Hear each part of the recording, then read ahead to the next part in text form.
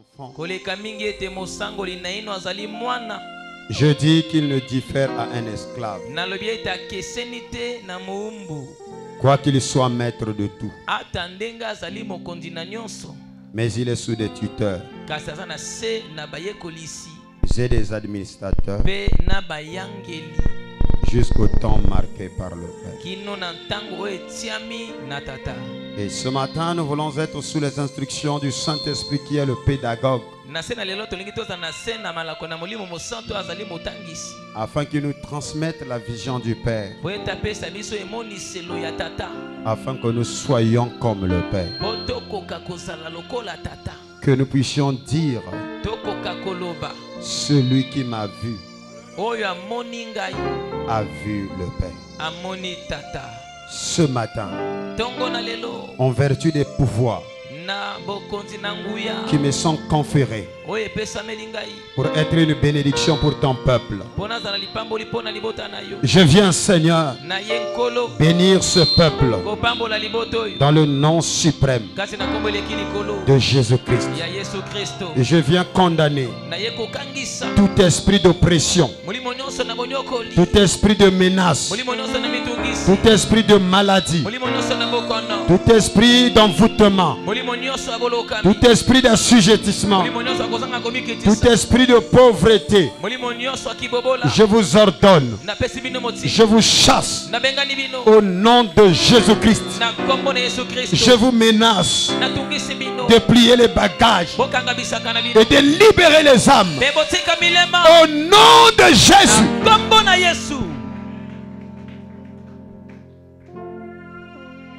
Que la douce colombe de Dieu s'active maintenant. Que le Saint-Esprit et les saints anges de Dieu s'activent maintenant pour répandre l'huile d'onction, Seigneur, afin que Dieu roi, que le surnaturel commence maintenant à agir dans tous les domaines, et que le Saint-Esprit introduise la liberté. Béni soit ton nom. Sois acclamé, sois glorifié et sois élevé, Père, dans le nom de ton Fils Jésus-Christ. Amen. Amen.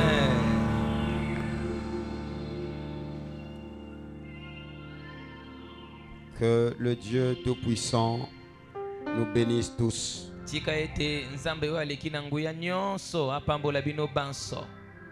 C'est un privilège d'être à nouveau avec vous ce matin. Et pour ceux-là qui n'étaient pas là au cours de la semaine, je me représente. Je suis votre bien-aimé dans le Seigneur, en la personne du docteur King Fortuné Batola Tidimba, pasteur de White Eagle Tabernacle de Pointe-Noire, mais aussi visionnaire de la plateforme Étendard du Midi. Et l'Étendard du Midi est une plateforme qui œuvre dans la dimension du réveil de l'Afrique.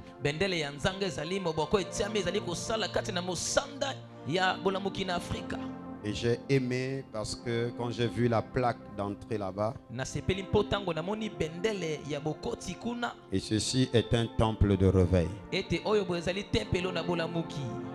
La solution aux problèmes que traverse l'Église aujourd'hui viendront par le réveil.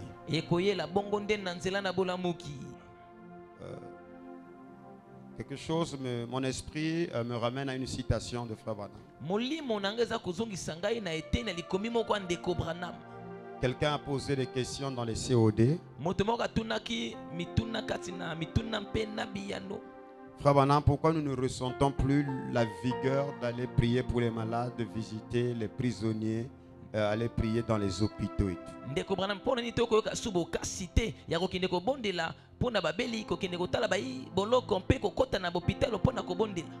Si c'était nous aujourd'hui, on allait dire non frère, c'est que tu as péché quelque part.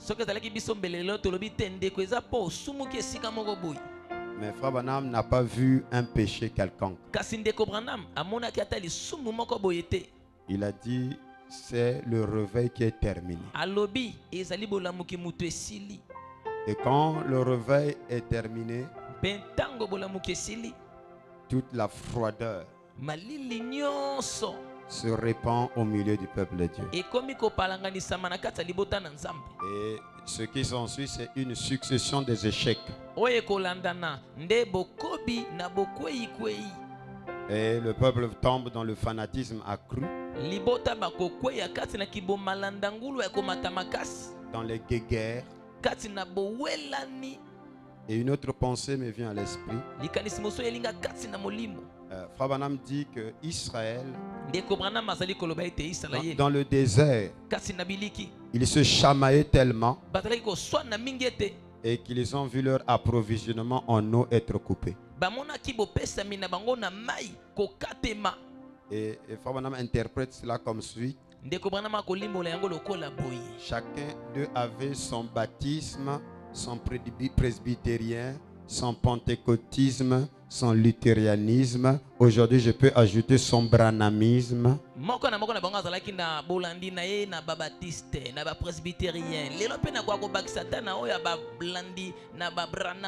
Et ils ont vu leur approvisionnement être coupé. Il y a une chose qui a séduit l'Église. C'est lorsque nous avions lu, parcouru le message. Écoutez-moi attentivement. Nous avons vu la réprimande de Frère Branham contre la dénomination. Le dogmatisme. Le clanique. Les clans. Et Frère Branham a été tellement dur contre ces esprits. Voilà pourquoi il mentionne les esprits des religions qui existaient déjà ou des groupes existants dans ce temps.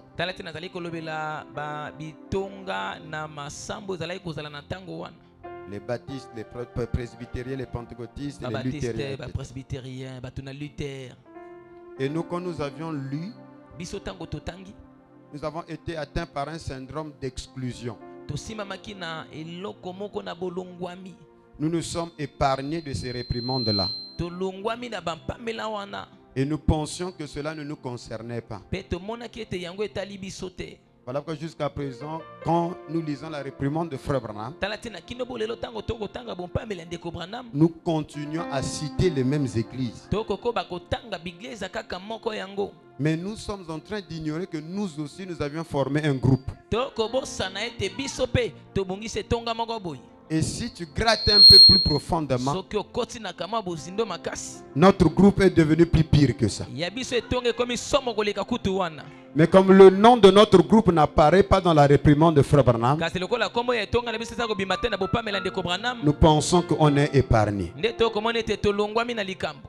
Voilà pourquoi la parole de Dieu doit être contextualisée,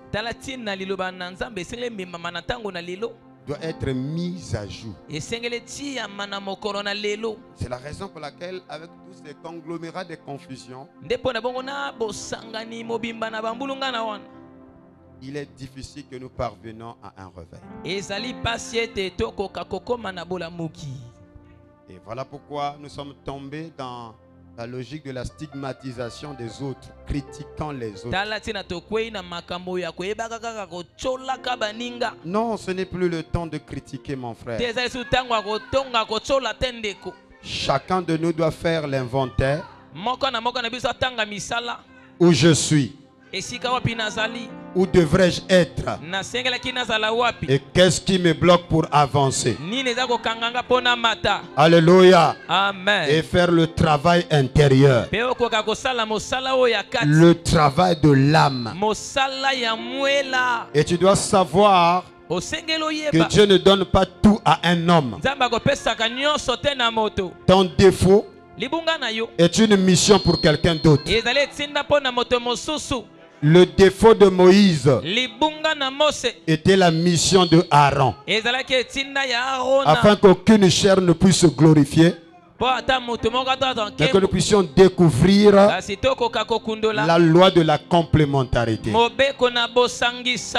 Il y a des choses que Dieu a mises en moi et certaines choses qui se trouvent dans le docteur Frédéric.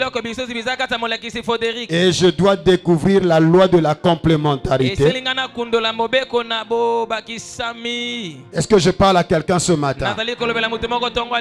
Amen. Amen. Même dans les différentes communautés, chaque communauté a le côté positif et le côté négatif. Ce qui nous manque parfois se trouve ailleurs, afin que nous puissions comprendre la loi et le principe de la complémentarité.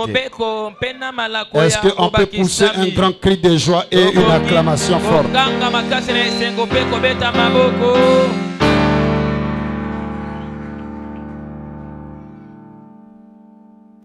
Nous allons nous lever, on va ouvrir nos Bibles, on va lire un verset et on va rentrer dans nos choses.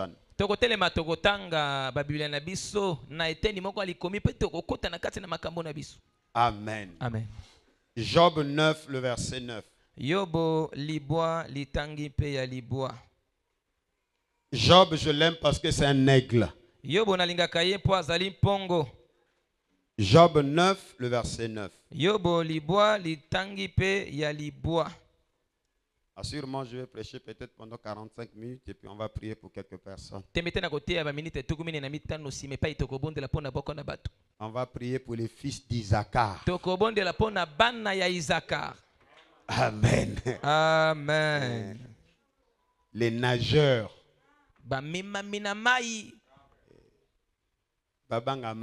Ils n'ont pas peur de l'eau.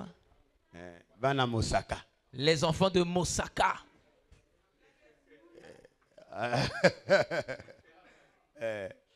Eux, c'est l'eau, ils aiment l'eau.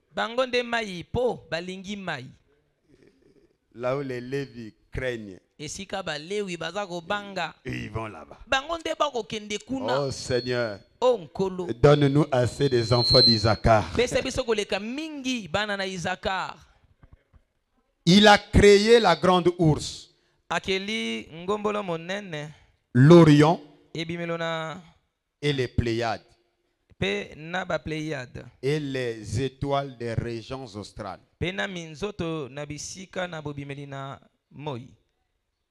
Que le Seigneur Dieu bénisse la lecture de sa parole. Nous pouvons nous asseoir.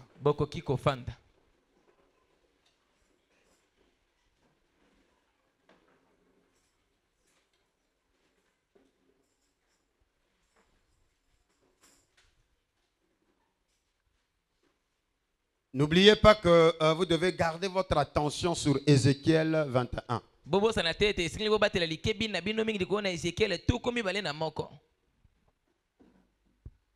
Et donc, Ézéchiel nous montre qu'il y a un code prophétique en rapport avec le voyage ou le mouvement des réveils. Et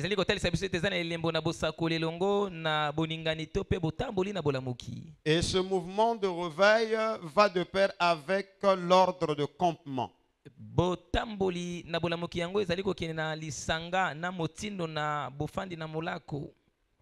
Et cet ordre de campement répond aussi avec les 4 points cardinaux. Et si vous voulez, ici nous avons la porte de l'Est qui est le Léo avec Juda.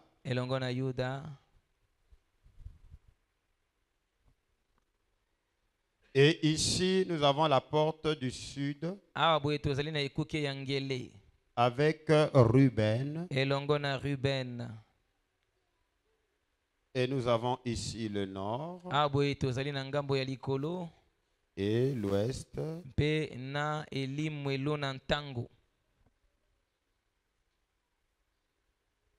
Alors,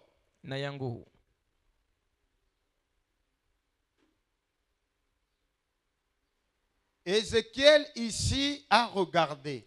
Ézéchiel est awa asili komona. Les 3 points cardinaux. Basonge misato na mokili. Et quand il arrive à l'ouest ici, tango aye kokoma na elimu ile na tango awa. Et prophétiquement l'ouest c'est le soleil. Nandege na lisakoli elimu ile na tango de pai moi mokolalaka. Ou les USA dans la prophétie. États-Unis katina lisakoli. Et les pays nordiques, bien sûr, on prend le plus grand réveil du nord, c'est l'Allemagne. Avec la grande réforme, Luther. Tout ça, c'est les yeux du grand prophète Ézéchiel qui parcourt la terre. Et ici nous avons Saint Paul à l'est. C'est Ézéchiel qui voit. Et vous verrez aussi selon l'ordre de campement le sanctuaire ou la tente d'assignation, le tabernacle, était protégé par ces 4 grands étendards.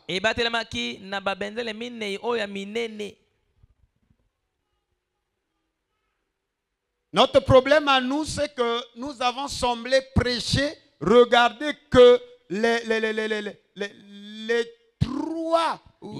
3 points cardinaux.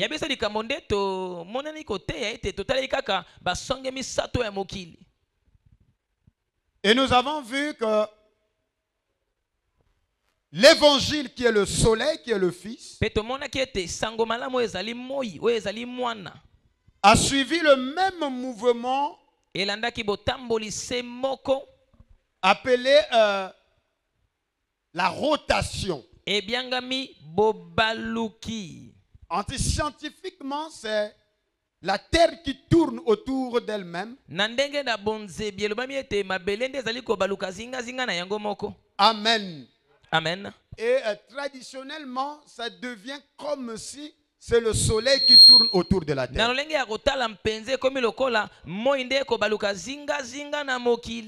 Donc lorsque l'on dit que le soleil se lève à l'est et se couche à l'ouest,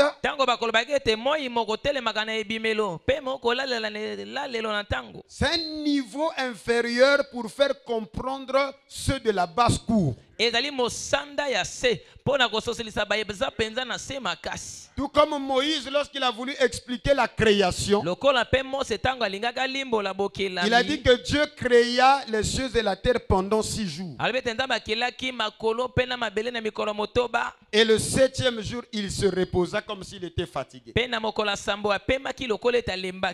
Mais en effet, il ne s'agit pas de jours de 24 heures. Parce que la lune, les étoiles ne furent placées que le 4e jour. Alors les 3 premiers jours étaient comptabilisés par rapport à quoi? Voyez-vous que nous ne pouvons pas expliquer les années galactiques aux plus petits. On a utilisé un langage plus simple.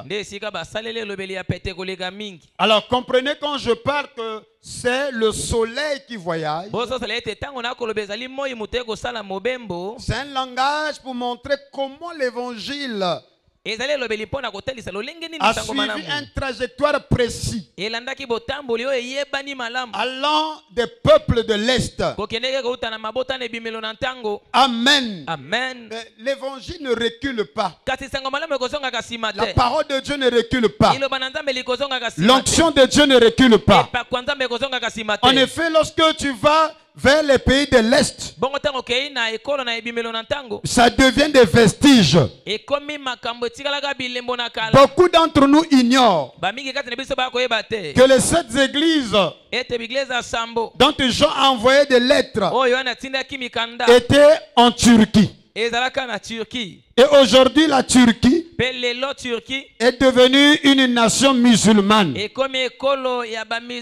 Alors qu'autrefois, c'était un grand centre chrétien, Constantinople, incarnait ainsi la plus grande église, appelée Sainte Sophie, qui est devenue une mosquée. Voyez-vous que quand l'Esprit de Dieu était dans cette zone, cela incarnait la technologie,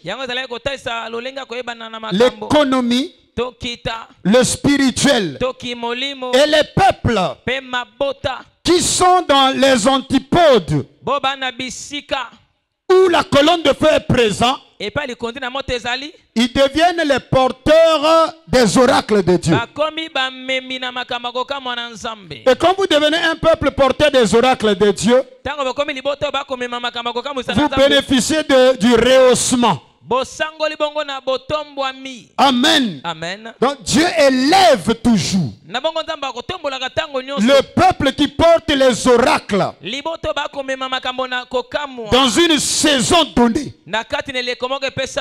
Et jusqu'à un moment donné, la parole a été en quelque sorte emprisonnée par le système religieux. Amen. Amen. Jusqu'à ce que Dieu a oint un moine qui a eu accès à l'écriture et il a découvert des vérités. Et ce moine-là, c'est Luther, commence ainsi la réforme. Un Allemand. Vous remarquerez que l'Église catholique avait la domination sur les rois et les empereurs jusqu'à ce que un homme spirituel ou un de l'Esprit de Dieu s'est levé. Et quand il s'est levé, par son onction, il a donné la liberté, la détermination au roi de prendre position. Vous comprenez que là où le politique échoue, l'homme spirituel intervient et il réussit. Et Frère Branham précise que l'évangile a civilisé les nations, allant de l'Est, ensuite du Nord. Et voyez-vous que lorsqu'il y avait les ténèbres, même le génie inventif était bloqué. Dans la religion peut bloquer les grâces, les capacités. La religion peut étouffer votre destinée, votre déploiement. Je peux avancer. Frère Branham me dit dans la fête des trompettes, il dit ceci, que le Saint-Esprit a été lié par des fleuves dénominationnels. Alors, il dit les credos, les dogmes ont lié le Saint-Esprit. Les dogmes, les idées reçues peuvent étouffer la manifestation de l'Esprit. Vous savez pourquoi dans la majorité des églises du message on ne parle pas en langue?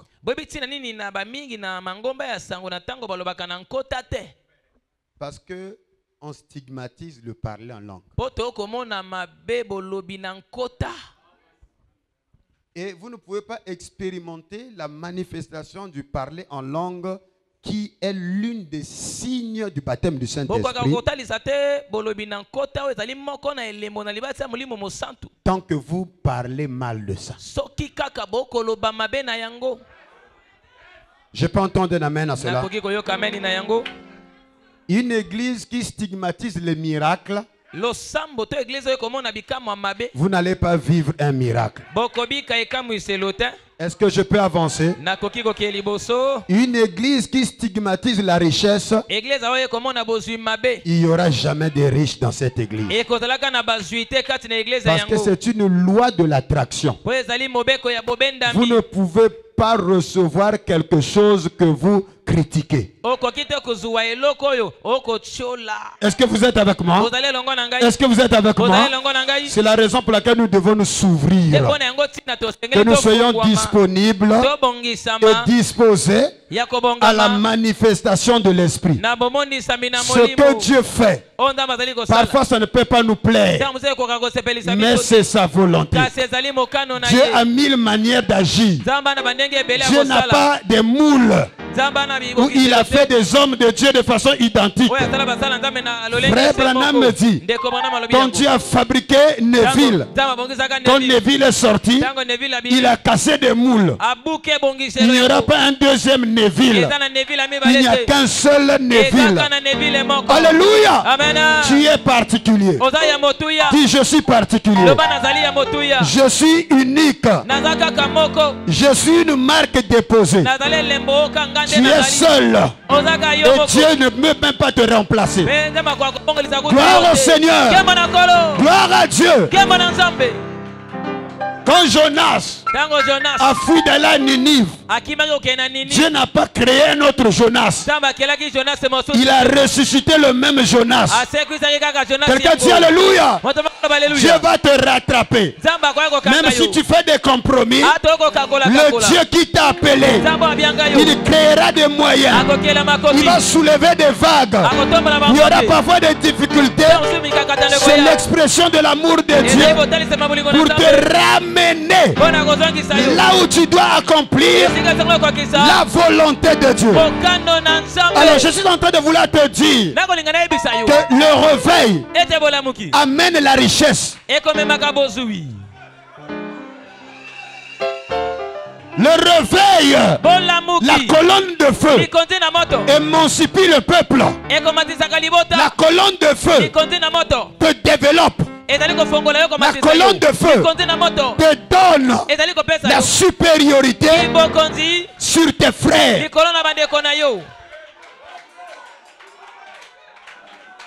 Parce que la colonne de feu, c'est l'onction de Dieu en toi qui t'enseigne, qui te rétablit dans ta position originelle.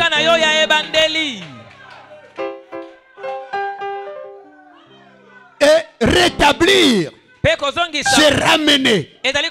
C'est même ça le mot rédemption.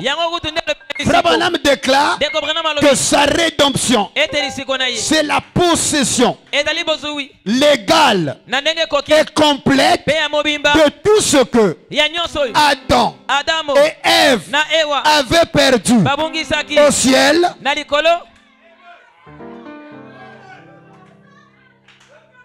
de tout ce que Adam et Ève avaient perdu dans le jardin d'Éden.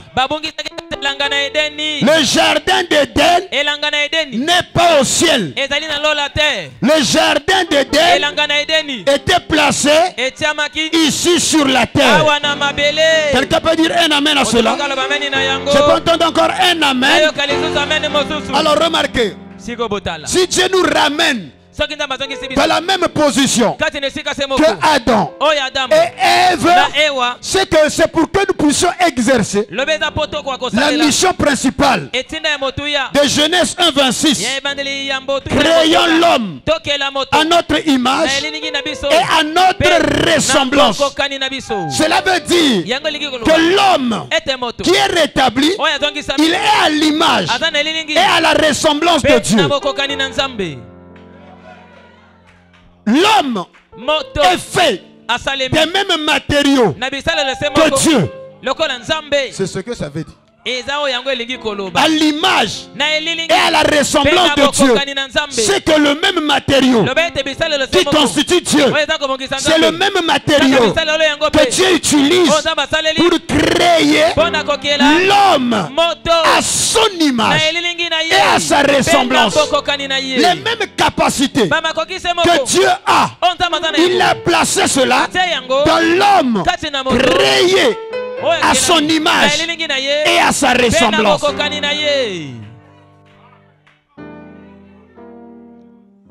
Et cet homme-là est créé pourquoi? Afin qu'il domine. L'homme est créé pour un but principal qui est le but de domination. Voilà pourquoi Frère Branham dit que la puissance qui a créé les cieux et la terre se trouve en vous. Mon frère, si on comprend ça, on peut créer notre loge. C'est-à-dire la puissance qui a créé les cieux et la terre se trouve en vous. Il dit si les chrétiens découvrent la clé, ils seront capables de créer des mondes où ils auront vivre une vie privée.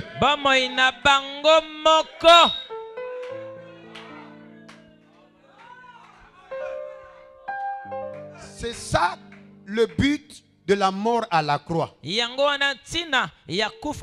Restaurer en nous le pouvoir de dominer.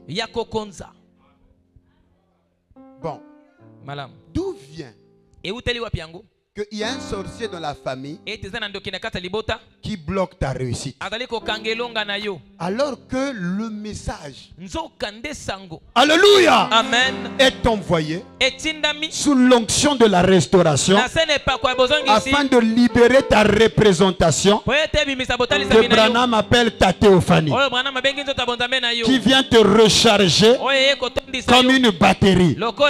C'est ton corps lumière.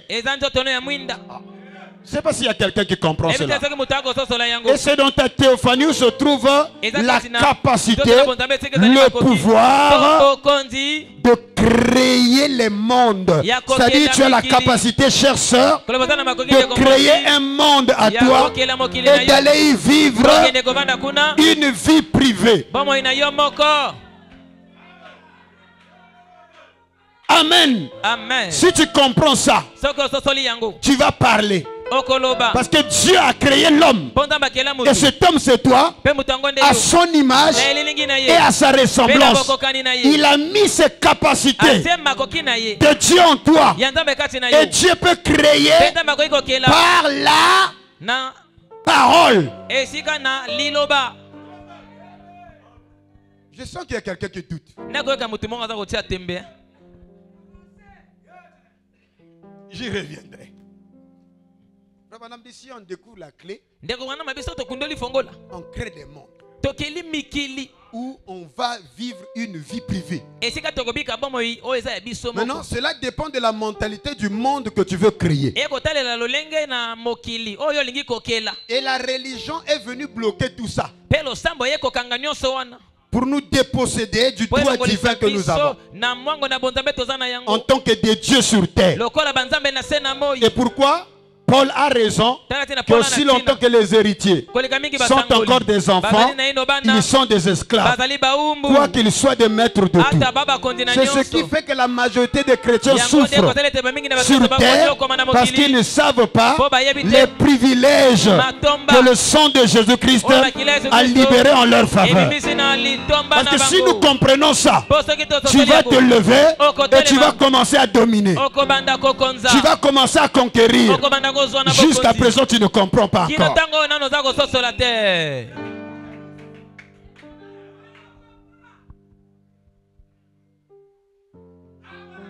Il faut la clé pour que tu domines. C'est ça le sang de Christ.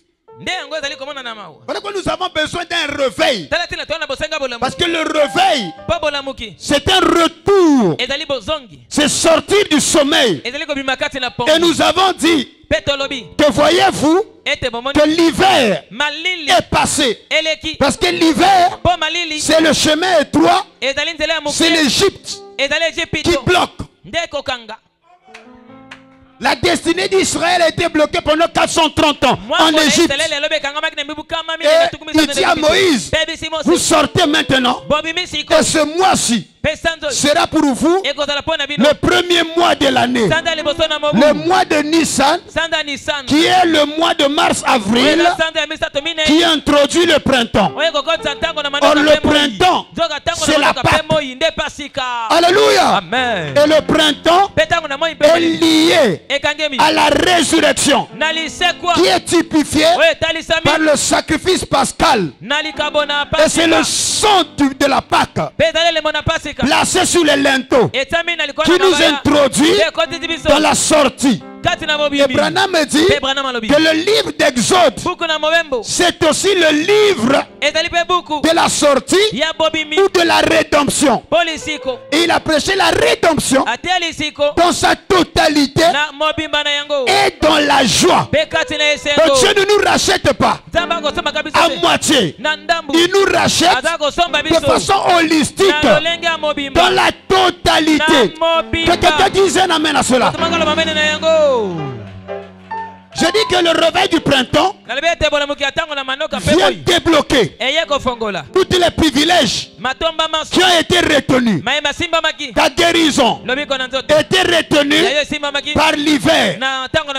Alléluia. Amen. Ta libération était retenue par l'hiver. Et Salomon dit à sa femme noire que l'hiver est passé. On peut répéter avec moi, l'hiver est passé.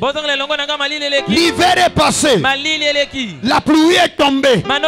Alors il regarde dehors. Le signe que c'est l'annonce du printemps, c'est l'apparition des oiseaux. Or Jérémie nous dit que la tourterelle, la cigogne dans les cieux connaît sa saison. Les oiseaux savent lire les temps de la saison. Et nous avons compris que la cigogne est un oiseau qui vit en Israël. Et arrivé pendant l'hiver, il va mourir. Et il quitte Israël. Il descend au sud. Et le sud, c'est le midi. Midi renvoie à l'Afrique.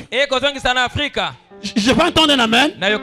C'est la raison pour laquelle il a été dit, tourne le regard vers le midi et prophétise contre les champs de la forêt du midi et déclare que je vais allumer un feu, alléluia, pour consumer les arbres verts, les arbres secs. Le réveil de l'Afrique n'est pas un réveil d'hiver, c'est un réveil de chaleur, c'est un réveil de feu. Et Dieu est à la recherche d'une église de feu, d'une église enflammée. Je parle à un jeune homme. Dieu n'a pas besoin de jeunes froids. Dieu a besoin de jeunes en chaleur, des jeunes dynamiques. Paul disait à Timothée, jeune homme, tu n'as pas reçu un esprit froid, un esprit tiède. C'est un esprit de force, c'est un esprit de courage, c'est un esprit de sagesse. Oh, tu es des esprits de prophètes. Envoie le feu sur nous. Envoie le feu sur nous. Et nous avons compris que ces réunions-ci ne doivent pas être des réunions d'hiver. La Bible parle des maisons d'hiver. Et les maisons d'hiver, on met un four quelque part et on met de temps à autre le bois. Et c'est une famille qui se réchauffe comme ici. Amen. On est de la famille tabernacle, la puissance de la résurrection, en train de mettre le feu. Je suis ici pour vous dire, c'est pas ça la volonté de Dieu. Dieu veut nous voir sortir dehors pour dire que l'hiver est passé. Quelqu'un va dire l'hiver est passé. L'hiver est passé. Et pour y parvenir, il faudrait que nous puissions comprendre la saison qu'il fait. Partout la colonne de feu est passée. Il y a eu des rehaussements. Des gens étaient élevés. Et Dieu a pris la technologie. Et il a introduit la technologie pour le développement du ministère. Il a pris l'imprimerie au temps de Luther. Parce que le défi, il a fallu que la Bible soit mise à la disposition du peuple. Comme par hasard, l'imprimerie a été créée au temps de Luther. Tu ne peux pas faire un réveil et être en marche avec l'émancipation technologique. Et frère Branham parle de ça dans le conte à rebours. Que la technologie suit la vitesse spirituelle du développement de la parole. Quelqu'un dit Alléluia. Et lorsque la colonne de feu a quitté l'Allemagne et rentré en Angleterre, commence maintenant l'industrialisation, la mécanisation, la création des moteurs à réaction. Parce qu'il y avait la promesse de la porte ouverte, qui est l'âge de l'évangélisation. Et pour cela, il fallait que les missionnaires puissent parcourir la terre. Et pour cette mission, il était impossible qu'on utilise les chevaux.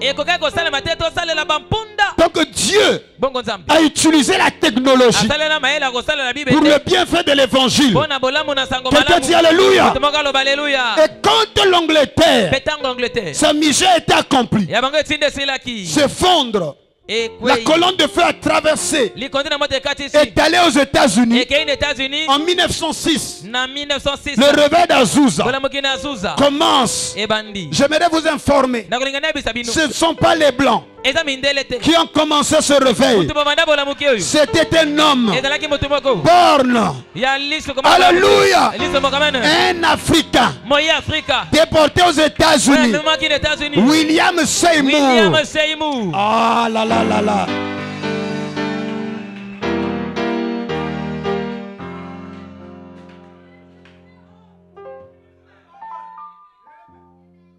Est-ce que ça te fait du bien? C'est ton frère William Seymour qui a ramené l'évidence du feu de la Pentecôte après 2000 ans sur la terre à Azusa Street. La Bible dit qu'il était un homme de l'histoire dit qu'il était un homme de prière. Il priait 7 heures par jour. Un homme hyper sanctifié. Parce que le réveil nous implique, nous impose une vie de sanctification accrue. Quoi, ça te dérange? Est-ce que ça dérange quelqu'un? C'est pas un réveil de souillé. Ah, dis amen à cela. Encore un amen. C'est un réveil des hommes sérieux. C'est pas un réveil des polars de la prière. C'est un réveil des hommes dynamiques. Des jeunes femmes enflammées de la prière. Et nous sommes en train de prier que Dieu suscite des guerriers de foi, des gens qui vont se tenir à genoux. Alléluia. Alléluia. Alléluia. Dieu va susciter des ânes, des femmes, des servantes, qui restent à l'hôtel pour allumer le feu, pour allumer le feu, pour allumer le feu, pour allumer le feu, pour allumer le feu.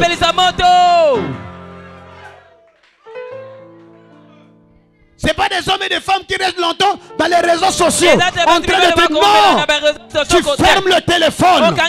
Alléluia. L'hiver est passé. Des hommes et des femmes qui restent longtemps dans la prière pour dire Seigneur, nous avons besoin que le feu tombe, que le feu tombe, que le feu tombe. La moisson est grande, mais il manque des ouvriers. On n'a pas dit des prédicateurs.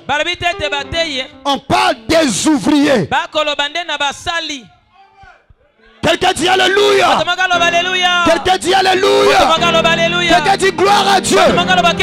Voilà, nous devons sortir dehors pour dire au monde que l'hiver est passé, que l'heure de l'Afrique a sonné et que les regards du prophète a été tourné vers le midi. Et qu'est-ce que le midi? C'est le sud. Et qu'est-ce que c'est le sud? C'est le continent africain. Et Jésus a parlé de ça dans Matthieu 12, le verset 42. Il dit que la reine d'Afrique, la reine du midi, la reine d'Afrique, parce que vous êtes un code, et ce code-là, c'est le midi, le Negev, le sud.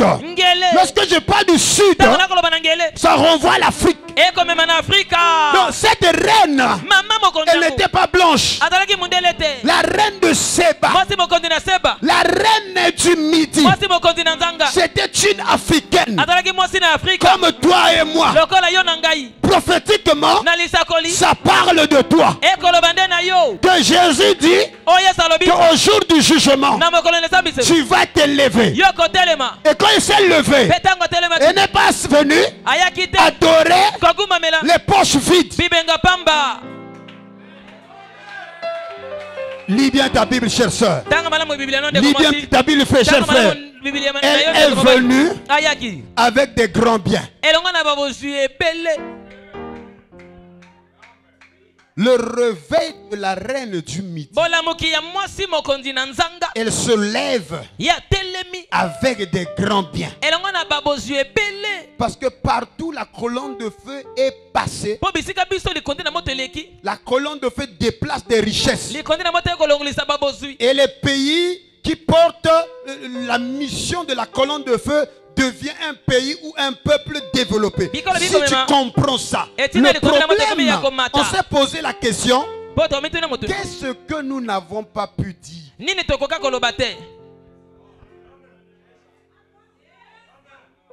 Qu'est-ce que Luther a dit pour que son message à lui attire des rois, des princes, des riches qui lui ont apporté des moyens afin qu'il ait accès à l'imprimerie.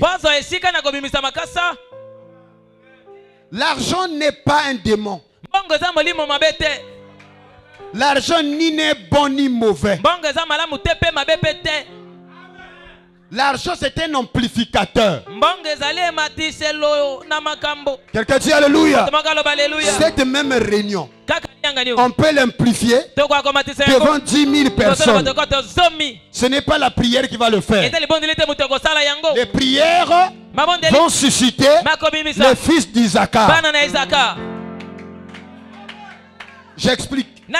Quand vous entendez que Frère Branham est allé remplir des salles, des stades, ce n'est pas parce que Frère Branham avait jeûné pendant des années. C'est parce qu'il avait les fils d'Isaac, les hommes d'affaires du plein évangile, qui avaient mis des richesses afin de gagner les âmes. Vous connaissez combien ça coûte pour qu'on mette votre information sur la première page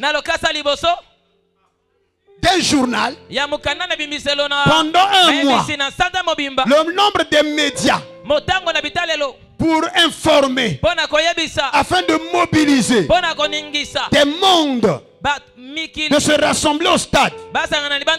Ce côté-là, ce n'est pas les simples prières qui le font. Parce qu'il y a des choses que la prière fait dans le réveil. Mais il y a des choses, ce n'est pas la prière. Il faut d'autres tribus. Quelqu'un dit Alléluia. Jésus à la croix pour descendre son corps à la croix. Ça n'a pas besoin de prière. Même Pierre, qui a les clés du royaume, ne pouvait pas faire cette mission. Il faut un autre disciple.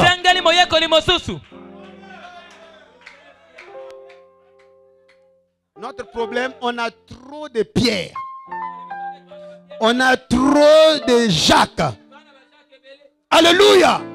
Mais là, pour que le corps de Jésus, parce que si le corps de Jésus va dans la cour commune, il sera enterré comme un malfaiteur. Or Esaïe n'avait pas vu qu'il est enterré comme un malfaiteur. Alléluia. Amen. Esaïe avait vu qu'il est enterré dans la tombe des riches. Or lui, il n'était pas riche. Mais il faut que sa tombe soit la tombe d'un riche pour que la parole soit accomplie dans les moindres détails. Et s'il n'est pas enterré dans la tombe des riches, la résurrection n'aura pas lieu. Alors cette mission liée à la résurrection, c'est pas Pierre, malgré qu'il a la clé. C'est pas André, malgré qu'il prie beaucoup. Mais là, c'est un disciple qui ne fait pas partie des 12.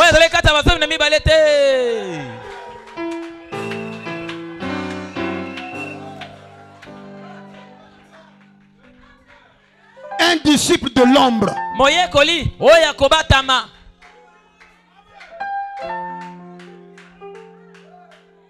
Docteur, il faut que Dieu nous donne des disciples qui sont dans l'ombre. Quelqu'un dit Amen.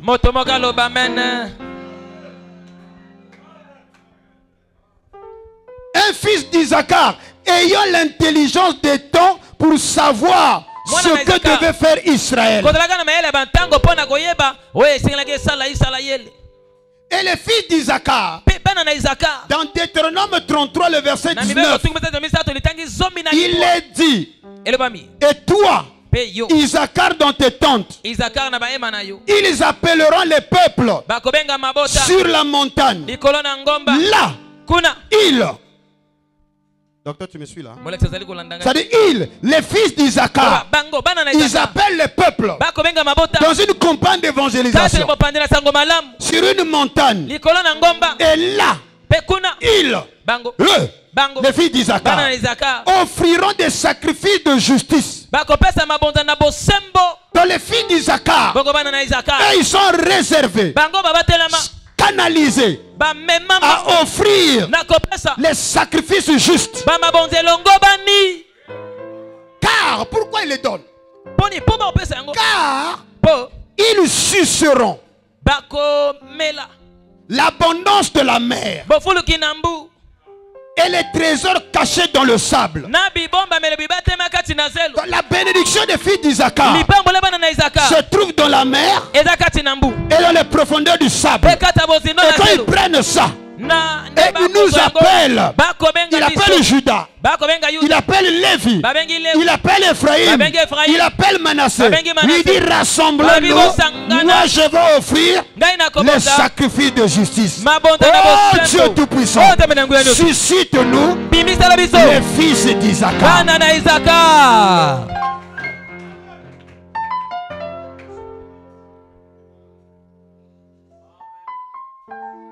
Vous commencez à comprendre? Les fils d'Isaacar Pendant que les Lévis chassent les esprits des eaux, et les fils d'Isaac, ils vont dans les eaux parce que ils vont sucer l'abondance qui se trouve dans les eaux. Quelqu'un dit Amen. Je libère l'onction des fils d'Isaac qui sera placé aux côtés du Premier ministre comme conseiller. Parce que tu dois prendre l'abondance de la mer et les trésors cachés dans le sable. Tu as quel problème? Tu as quel problème? Parce que tu dois revenir, nous inviter sur les montagnes et pour offrir des sacrifices de justice. Prochainement, nous n'allons plus faire ces réunions dans les maisons d'ivoire, dans les maisons d'hiver, en train d'allumer nos petits feux. Nous avons besoin de ces disciples cachés, comme Joseph d'Arimathée, qui sont liés au réveil du printemps. Parce que c'est Joseph d'Arimathée qui va chez Pilate. Vous voyez ce genre de bro. Au moment où la qualité de bro, à Kota, il rentre. Alléluia. Amen. À Kota Bouya. Ah, il rentre ce Bouya. Je suis en train juste d'actualiser. Quelqu'un peut dire Amen à cela?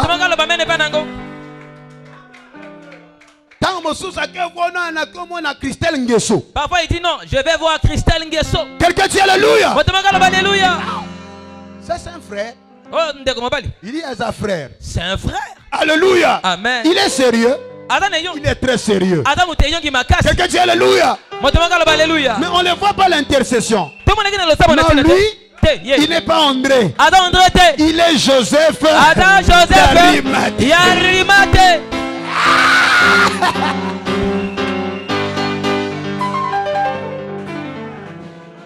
Parce qu'André c'est un prieur. Dieu n'a pas seulement des ânes dans le camp. Non, il n'y a pas seulement des ânes. Dieu a aussi des Ruth qui seront mariées à un Boaz. Dieu n'a pas seulement des Ruth. Dieu a aussi des Esther qui est mariée à un roi. Je libère l'onction d'Esther. Soit mariée à un homme élevé.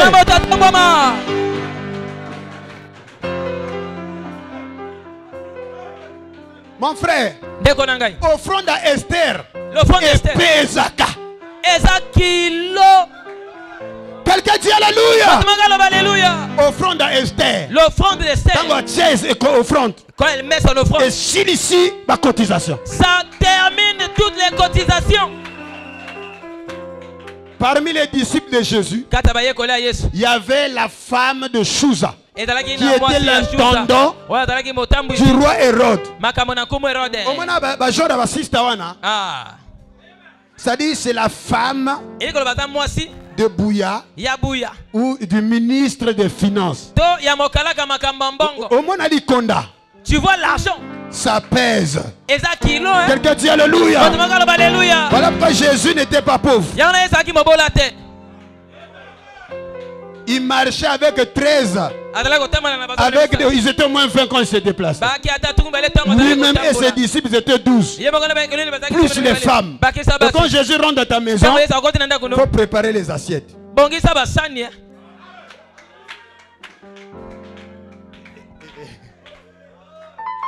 Joseph d'Arimathée. Il va voir Pilate. Jésus devait être enterré dans le trou commun des brigands. Qu'est-ce que le bro Arimathée avait proposé en compensation de son silence? Qu'est-ce qu'il lui avait donné comme garantie? Pour que Pilate puisse fermer les yeux et qu'il lui donne le corps de Jésus, qui était un corps contesté, afin qu'il aille dans la tombe de Joseph d'Arimathie. Seigneur, suscite des Joseph d'Arimathie.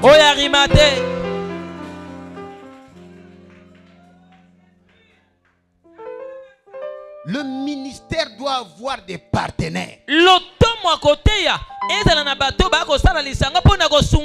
Des fils qui vont enlever le propre. Comme Joseph d'Arimathie. Je refuse que mon pasteur, que mon maître, que mon rabbin soit enterré comme un meurtrier. Jamais. Je lui donne, amène, une tombe neuve.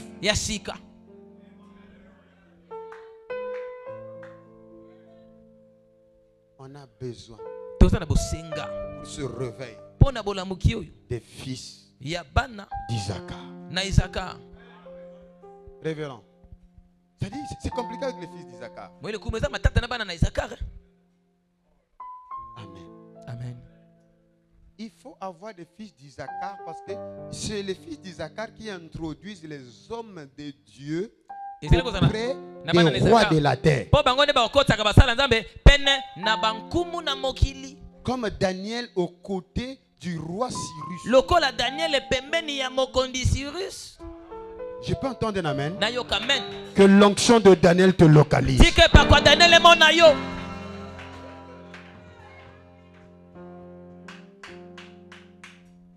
La moisson du temps de la fin se fera par le rehaussement des fils.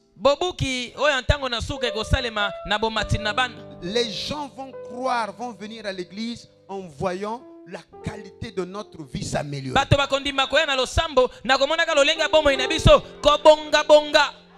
Des familles vont nous confier leurs enfants. Parce qu'ils verront notre leadership aller dans une dimension d'excellence. Je peux avancer? Parce que tu es né pour dominer. Et l'hiver vient pour te bloquer. Voilà quoi le message que je t'adresse ce matin. Ça nettoie son étoile. Tu vas briller. Tu ne sais pas comment ça va arriver. Jésus c'était un petit bébé de 2 ans. Mais son étoile était tellement puissante que les mages de l'Orient ont fait 2 ans pour venir le chercher. Je prophétise sur toi que ton étoile brille. Ton étoile brille. Que les mages, les hommes élevés, les rois de la terre vont te chercher pour te copter à leur côté.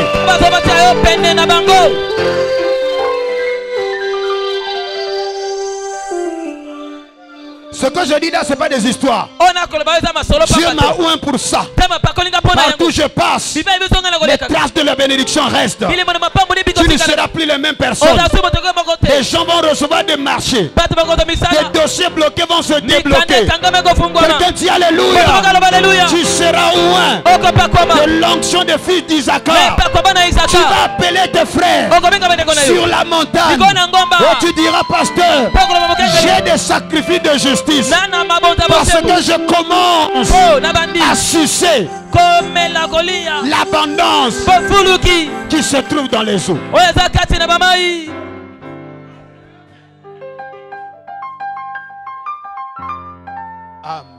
Amen. Amen. Amen. Amen. Amen. Amen. Amen. Amen. Vous savez, dans Luc chapitre 5, le verset 4 à 7 et jusqu'à 9, Pierre a vu beaucoup de miracles que Jésus avait fait. Il ne s'est jamais agenouillé. Il a vu les morts ressusciter. Vous avez entendu que Pierre s'est agenouillé. Il a vu la femme à la perte de sang être guérie. Vous avez vu Pierre changer. Ils ont vu tout. Ils ont vu les pains être multipliés. Pierre ne s'est jamais agenouillé. Mais le jour où Jésus est rentré dans sa barque, il a péché. Rien ne marchait. Quelqu'un dit alléluia. Et Jésus est venu. Oh, donnons notre barque à Jésus. Nos échecs, c'est parce que c'est nous-mêmes qui avons ramé. Quand Jésus a pris sa barque, il a prêché. Après il a dit, jette le filet de ce côté-ci. Pierre a dit, toute la nuit, nous l'avons fait. Il dit, je te dis, jette. Sur ta parole, je jette. Quand il a jeté, c'était la pêche miraculeuse. La Bible dit, alléluia. Amen. Jésus a fait des miracles dans le domaine de Pierre. Pierre s'est agenouillé.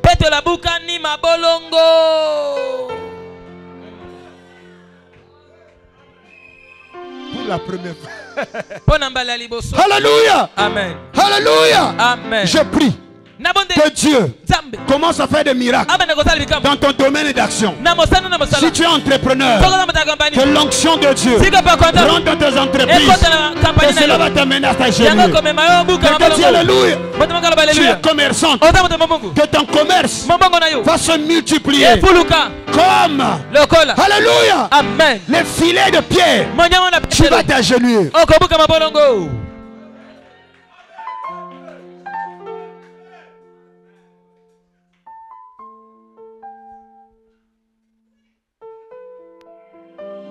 Partout où la colonne de feu est passée, il y a eu rehaussement. Écoute, quand c'est venu à l'ouest, les États-Unis ont été rehaussés. Notre situation ici, la question qu'on se pose, qu'est-ce que les Américains ont dit que nous n'avons pas dit? Voilà pourquoi il est nécessaire que nous puissions comprendre en quelle saison sommes-nous. Et pour cela, nous allons lire quelques citations de Frère Branham et après on va passer à la prière. Amen. Amen. Et notre problème, c'est parce que nous avons été tellement imbibés par l'esprit des doctrines et nous n'avons pas compris que l'hiver fait fuir la cigogne et la cigogne descend bien sûr au midi. Et ce changement se fait de façon imperceptible. Frère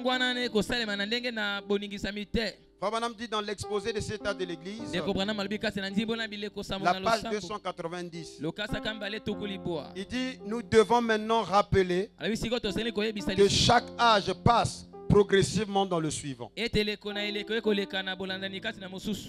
Aucun âge ne s'est terminé brusquement.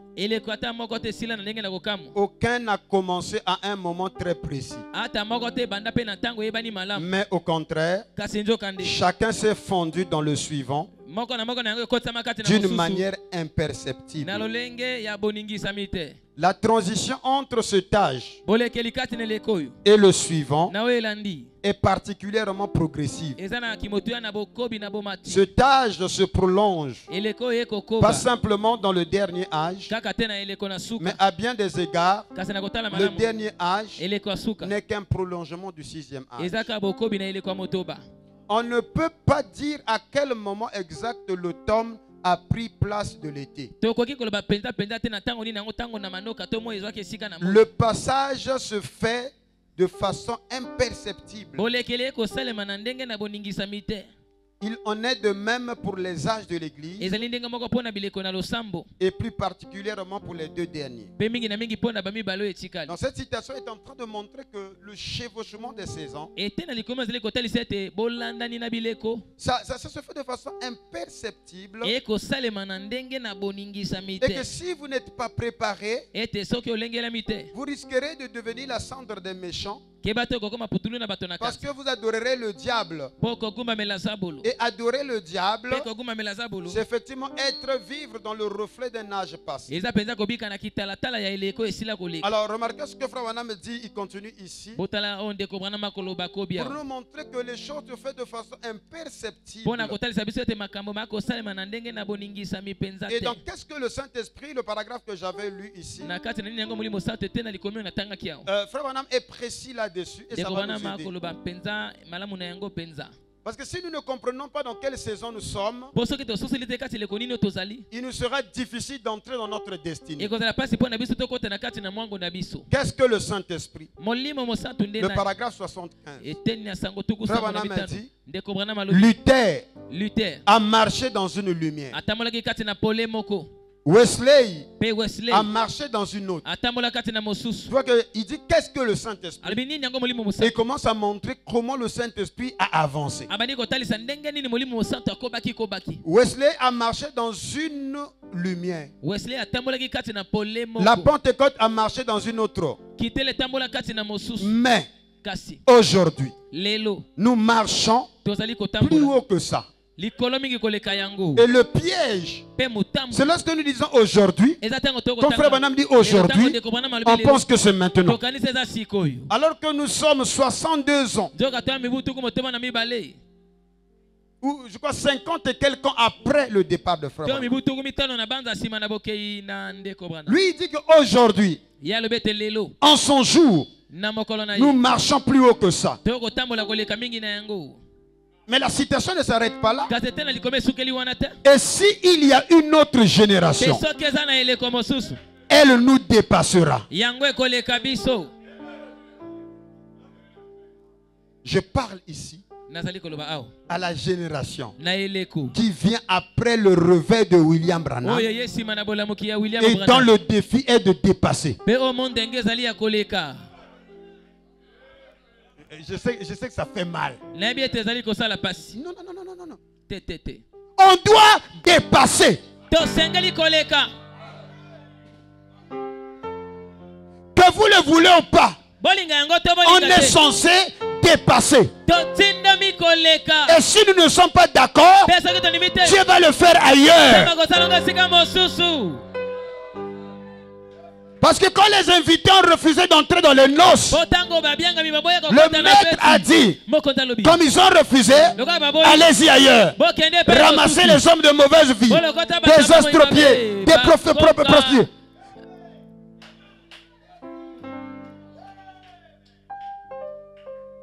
Et le défi, est-ce que nous sommes la génération d'après William Branham?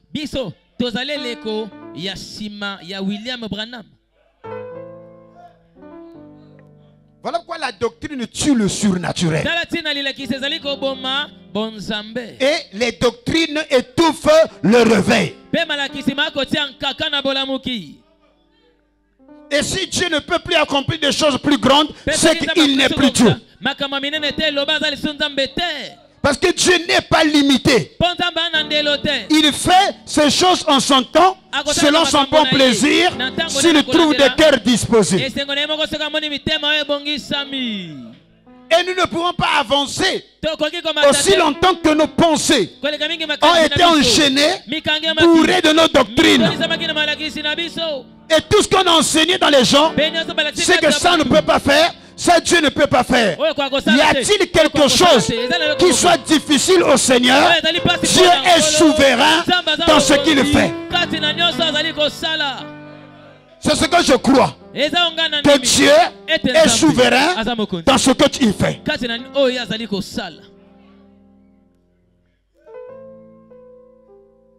Alors, si nous ne sommes pas d'accord qu'il y a un après Branham, alors c'est que nous avions créé une religion.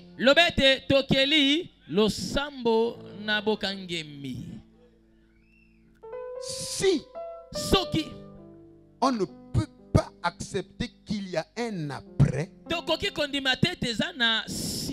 c'est que nous avons créé une religion comme les Mormons, comme les saints des derniers jours, comme les témoins de Jéhovah et comme les autres.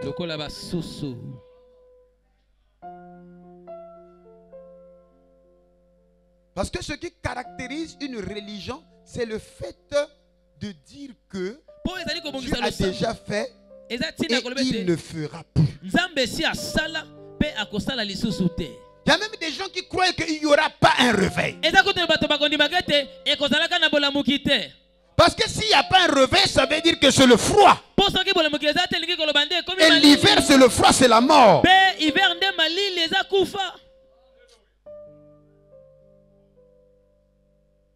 Je vais prendre une autre citation, ça va t'aider.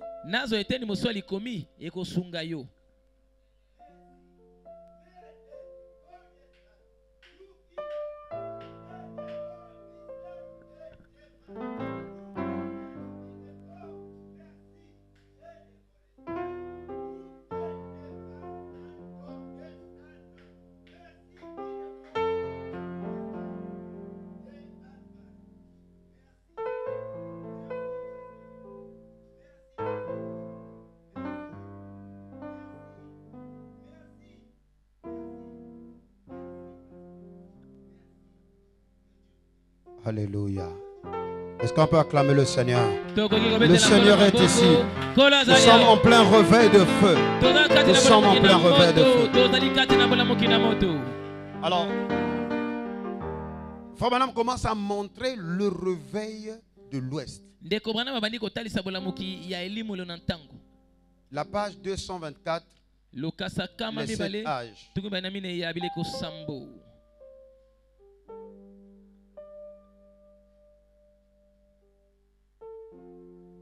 Ensuite est venue la lumière de l'unité de la divinité. Eux aussi se sont organisés. Ils sont morts. Puis après que le feu de Dieu est descendu sur la rivière Ohio en 1933, un mouvement de réveil de guérison s'est répandu dans le monde entier. Mais il n'était pas issu d'une organisation. Dieu a agi en dehors des groupes pentecôtistes, en dehors des mouvements organisés. Amen. Amen. Ça, c'est le réveil de Frère Branham. Maintenant, pasteur, l'église suivez. Viens lire la partie qui reste là.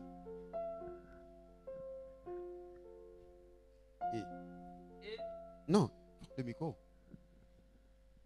Non, parle. Hein?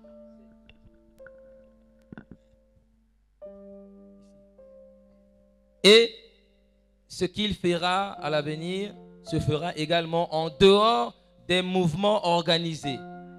Dieu ne peut pas se servir des morts pour agir. Il ne peut pas agir que par les membres vivants. Il ne peut agir que par les membres vivants. Ces membres vivants sont hors de Babylone. Quelqu'un peut dire Alléluia. Quelqu'un peut dire gloire à Dieu. Bon, écoutez. Je reprends. Dieu a agi en dehors du groupe pentecôtiste, en dehors des mouvements organisés. Le ministère de Frère Branham, le réveil de l'Ouest était en dehors des systèmes organisés. Et ce qu'il fera à l'avenir se fera exactement ou également en dehors des mouvements organisés.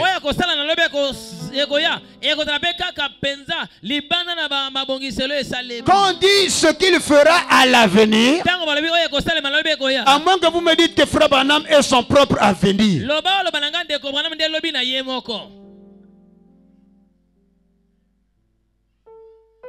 Amen. Amen. Ce qui se fera dans la suite sera en dehors du système organisé. Dieu ne va pas agir par des morts. C'est par des membres vivants. Et ces membres vivants sont hors de Babylone. Et Babylone, c'est la confusion des doctrines. Que quelqu'un dit Alléluia. Maudit soient vos doctrines. Alléluia. Amen. Babylone, c'est la confusion de langage. Et pour que nous soyons des instruments disposé pour ce réveil, nous avons besoin, alléluia, de sortir hors de Babylone. C'est la raison pour laquelle, dans cette saison, tu dois comprendre qu'il y a une suite. Et qu'après la troisième visitation, l'Ouest, il a été dit, tourne les regards vers le midi. Ainsi Job 9, le verset 9, le Dieu puissant qui a tout établi dans le zodiaque, il a dit à Job, il a créé toutes choses. Quand il créé, ce Dieu l'avait placé son plan dans les cieux. Il a dit qu'il a créé la grande ours. Et la grande ours, c'est une constellation qui a 7 étoiles. Amen. C'est le même qui a créé l'Orient et les Pléiades. Mais Job ne s'arrête pas là. Il vient et aussi les étoiles des régions australes. Et quand on dit région australe, égale la région du sud ou région du midi. Donc Job avait vu la succession des 4 constellations. Il y a la grande ours, il y a l'Orient, il y a les Pléiades. Ça ne s'est pas arrêté là. Mais il avait vu aussi les étoiles du midi. Je parle à quelqu'un. Est-ce que je parle à quelqu'un? Il y a des étoiles, des régions australes, la chambre du midi. Voilà quand je crois que je suis partisan de ce grand réveil du Congo. Je suis partisan de ce grand réveil de l'Afrique. Alléluia. Amen. Alléluia. Amen. Alléluia. Amen. Frère Branham, dans le compte rendu, je termine, du voyage de l'Afrique du Sud, il a vu une première réunion qui était glorieuse. Après un moment donné, cette réunion a pris fin, a disparu, comme la réunion de Samarie qui avait disparu brusquement. Et par la suite, il a vu une seconde réunion qui était plus grande que la première réunion.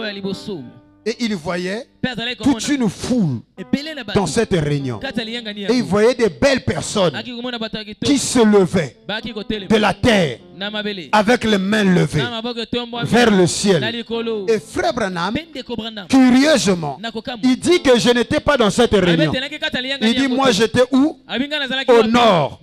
Et la réunion se faisait au sud.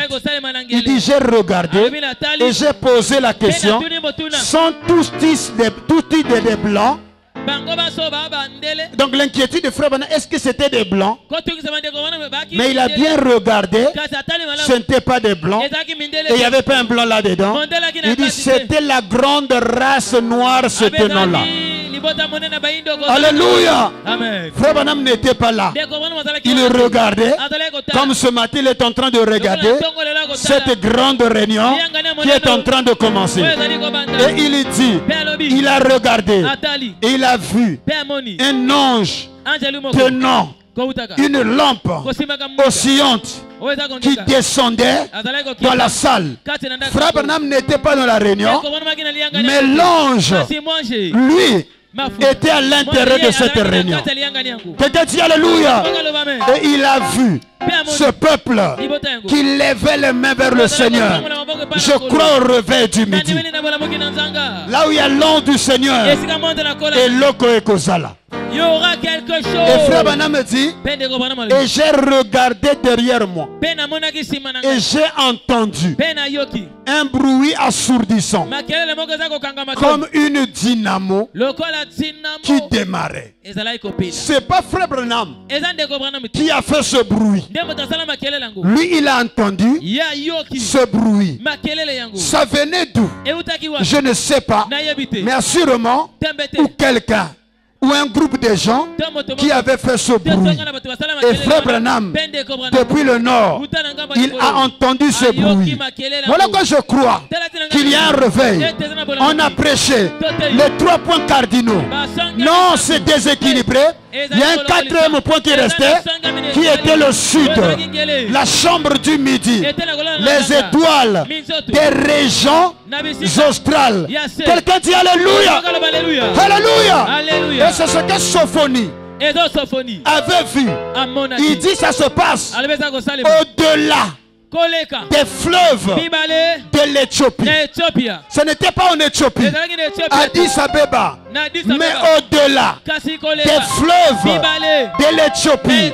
Mes adorateurs, mes dispersés, m'apporteront des offrandes. Je déclare ce matin que les vies des gens soient transformées dans le nom de Jésus-Christ. Que ta vie maintenant soit rehaussée. Que tu sois loin de l'onction de la reine du midi. Ce réveil sera un réveil de rehaussement. En tant qu'adorateur, tu ne viendras plus adorer Dieu les poches vides, parce que tu es dans le saison de la reine du sud. Alléluia. Tu te lèves avec des biens. Les adorateurs dans le Père recherché, ils sont localisés selon Sophonie 3.10. Note cela. Au-delà des fleuves de l'Éthiopie. Et Ésaïe 18, il dit l'au-delà des fleuves de l'Éthiopie, c'est ce pays qui est traversé par des fleuves. Et là Ésaïe avait vu le grand Congo, terre où retentit les cliquetis des arbres. Toi qui envoies des messagers sur des navires, note cela. Quelqu'un dit Alléluia. Est-ce qu'on peut pousser le cri de joie?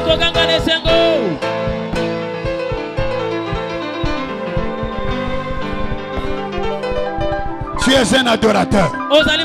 Tu as une mission. Rentre maintenant dans ta destinée. Je suis en train de réveiller le lion qui dort en toi. Lève-toi. Lève-toi. Lève-toi. Lève-toi. Lève-toi. Lève-toi. Commence la conquête. Terre où retentit le cliquetis des arbres. Au-delà des fleuves de l'Éthiopie. Je bénis le ciel parce que le Dieu du ciel a connu là où je suis.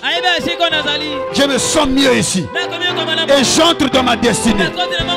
Si les Européens, en recevant Luther, ils se sont développés. Les Anglais, en recevant Wesley, ils se sont développés. Les Américains, par William Seymour, William Branham, Oral Robert, Tommy Osborne, Billy Graham, Allen et tous ces hommes qui ont parlé, ils ont vu leur nation être rehaussée. Ce matin, tu vas parler, non pas crier, tu vas parler.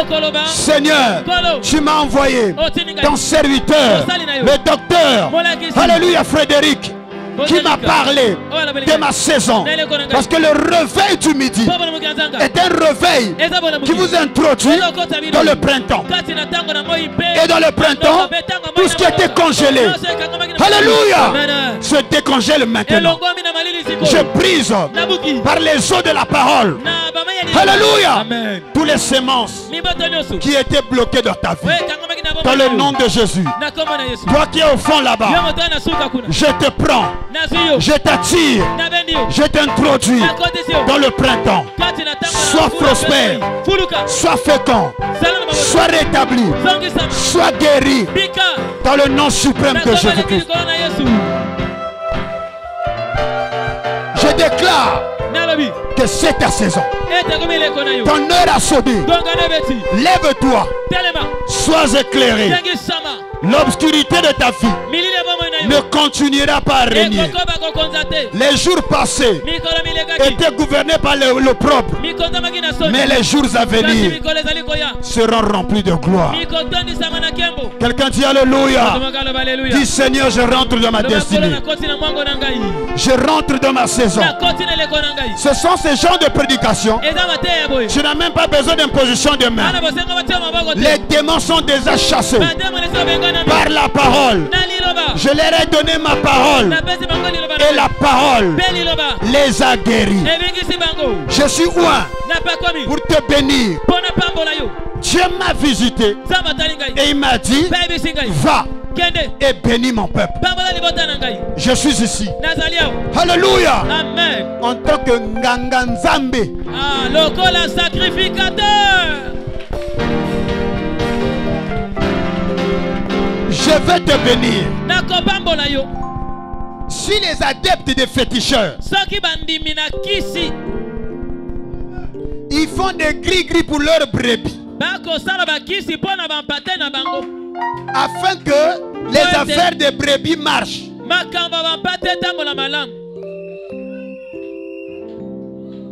ils font venir des pygmées pour qu'ils aient des postes. Ils vont voir les prêtres de vaudou, de Nzobi et autres, le Kwembali et autres, pour que les choses marchent. Et les pasteurs,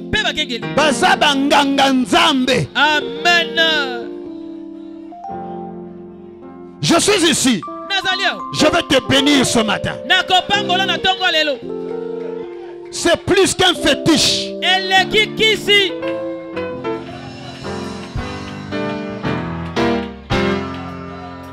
C'est plus qu'un fétiche. Vous n'allez plus craindre des féticheurs, mais vous aurez de la révérence envers les gens qui ont une alliance avec le Dieu très haut.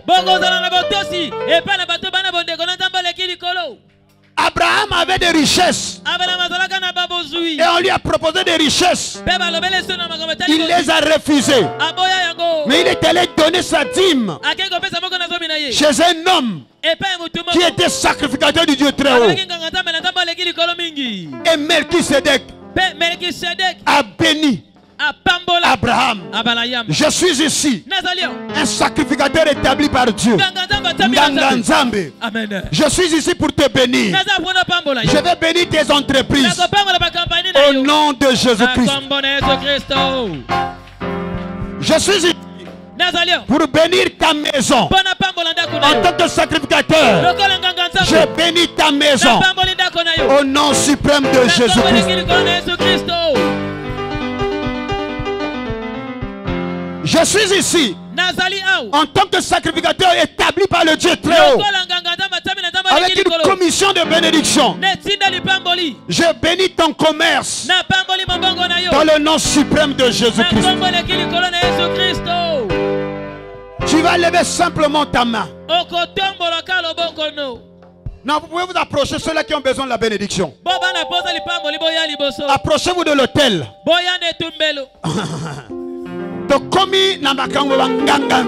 Amen. Non, c'est fini cette affaire-là. Tout ton petit commerce, ça ne fait que tourner là. Ce matin, je suis ici pour te bénir. Les chants, vous pouvez rester là. Depuis là, vous allez être bénis. Moi, je n'ai que Jésus. Oh. Si tu m'enlèves, je n'aurai plus rien. La la la la la la la la.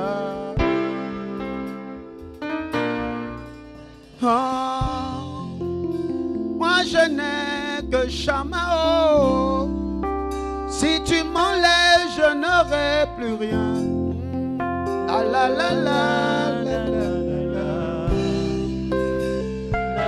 Crois cela, je suis roi. Moi je n'ai que Jésus. Oh. Crois de tout ton cœur. Tu l'enlèves. Que les choses ne vont plus continuer ainsi. Si hier tu as tâtonné par le pouvoir de la parole, je viens briser l'esprit du tâtonnement au nom suprême de Jésus-Christ.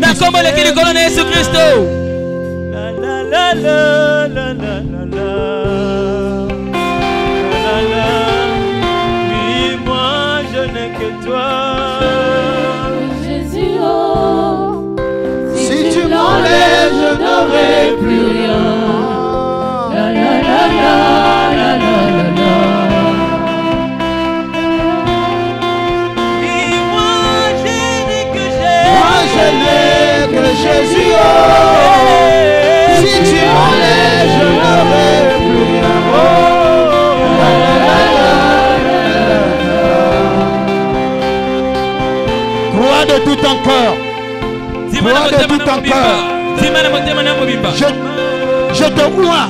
Une onction de printemps, une onction de floraison, une onction de multiplication, une onction de prospérité, de l'onction de grâce, de rehaussement, d'élévation tombe sur toi dans le nom suprême de Jésus-Christ. Alors écoutez, je vais lire la formule de bénédiction de la sacrificature. Dans Nombre chapitre 6, le verset 22 jusqu'au verset 27. Les sacrificateurs avaient reçu la recommandation de bénir les enfants d'Israël. Israël n'était pas béni parce qu'il priait. Mais c'était un sacrificateur qui prononçait les bénédictions sur Israël. Et les mots, les paroles du sacrificateur imprimaient le nom de Yahvé sur le visage d'Israël. Et Dieu voyait les paroles du sacrificateur et il déversait la bénédiction. C'est la raison pour laquelle les enfants d'Israël amenaient les gerbes, les prémices qu'on agitait de part et d'autre. La Bible dit, l'Éternel parla à Moïse et dit, parle à Aaron et à ses fils et dit, vous bénirez ainsi les enfants d'Israël. Vous leur direz que l'Éternel te bénisse et qu'il te garde. Que l'Éternel fasse luire sa face sur toi et qu'il accorde ta grâce. Que l'Éternel tourne sa face vers toi et qu'il te donne la paix. C'est ainsi qu'ils mettront mon nom sur les enfants d'Israël et je les bénirai. Dieu Tout-Puissant,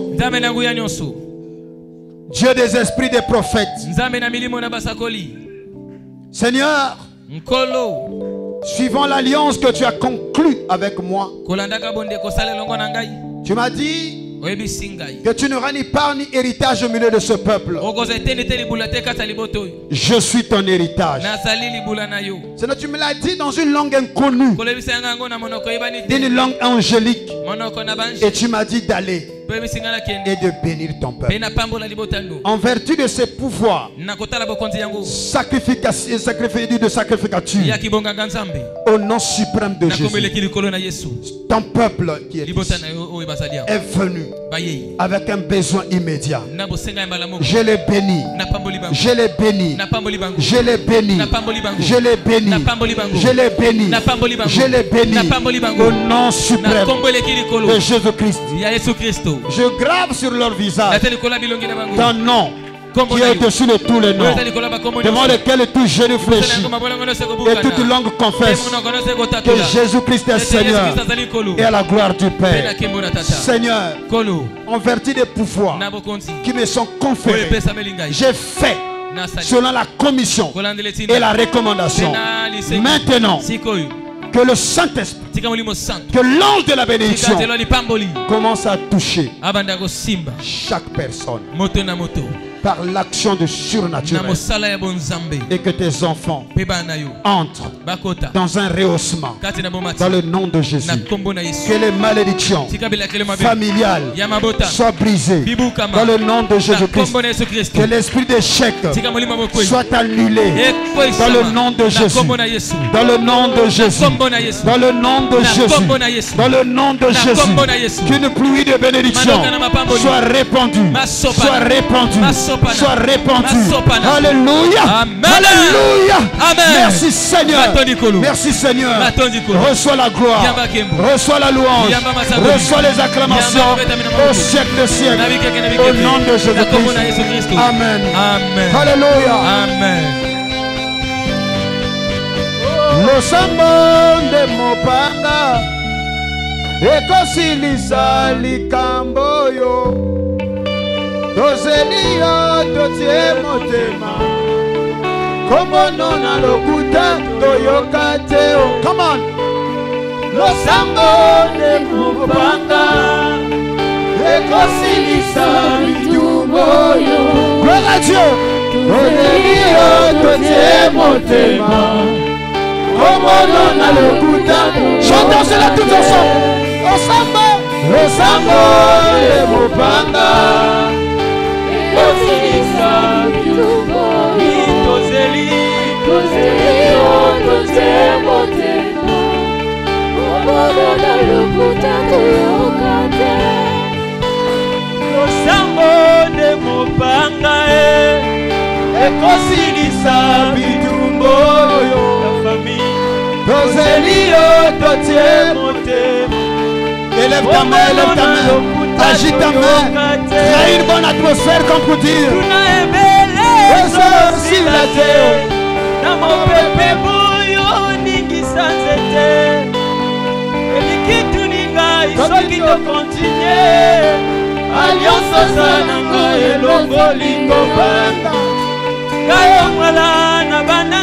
gloire à Dieu, gloire à Dieu. Merci Seigneur. Le sambo de mopanga ekosilisa bitumbo yo ya famille tozeli yo totie motema kombono na lokuta toyimi